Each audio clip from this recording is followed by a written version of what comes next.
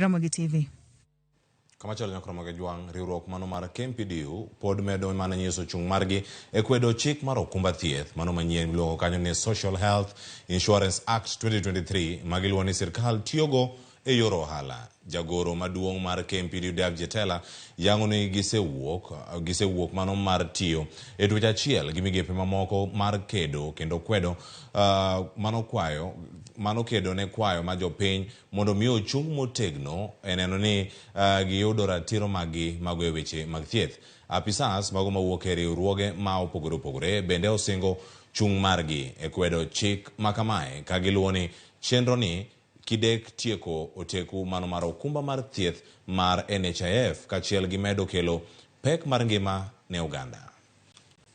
We have to put it into accountability, the role of Social Health Insurance Act, that the name that it has should go in line with the services it provides. Not that it has a name of Social Health Insurance Act, but on the side, it is a scheme to pilferage funds and to make Kenyans more poor.